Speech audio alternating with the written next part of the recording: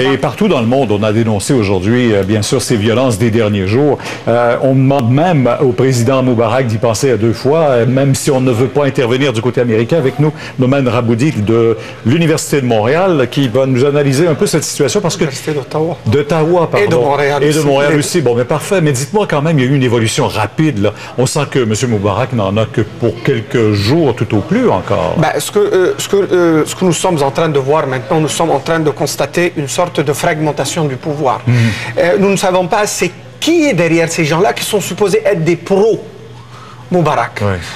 Vraisemblablement, il faut comprendre le système politique, comment il fonctionnait avant que ces choses-là commencent. En fait, c'est pas le régime, c'est le président lui-même. Non, le président Moubarak, dans les dernières années, a construit une sorte de gouvernement d'hommes d'affaires. Ces hommes d'affaires-là sont une façade d'un système occulte. C'est-à-dire ces gens-là qu'on présente comme des pro-Moubarak sont en réalité des mercenaires que ces hommes d'affaires généralement utilisent pour des règlements de compte entre eux.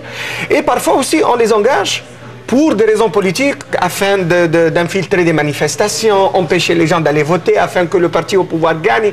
Donc ce sont des mercenaires qu'on encourage dans les ceintures des quartiers pauvres autour du Caire. Et qui sont derrière certainement tout ce qu'on a vu comme manifestations violentes au cours des derniers jours. Voilà, donc ils sont allés provoquer ces manifestants-là. Parce que, regardez, aujourd'hui, il y a une contradiction.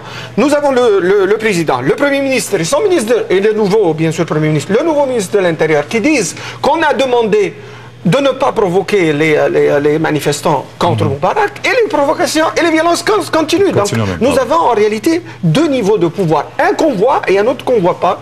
Et apparemment, c'est cette bourgeoisie qui avait tout, c'est elle qui est derrière le rideau en train de... Et en même temps, on a l'impression que les gens de la rue et ceux qu'on voit derrière vous, là, parce que cette image, elle vaut, je trouve, l'image véritable de cette manifestation. Les gens qui veulent finalement du changement sont des gens très occidentaux quand on les regarde. Tout à fait. Ils ont changé beaucoup, les jeunes aussi. Justement, ce que nous voyons aujourd'hui, ce qu'on a vu en Tunisie, est très comparable à ce qu'on voit aujourd'hui. On peut parler même d'un syndrome tunisien aujourd'hui.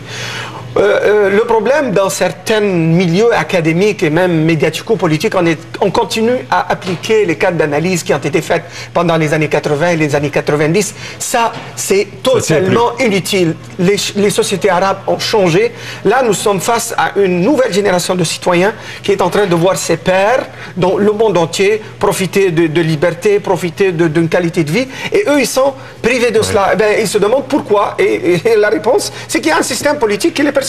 En terminant, croyez-vous que ça va se faire calmement? Nous n'avons jamais été dans une situation d'incertitude. Honnêtement, je ne peux pas répondre à cette question-là.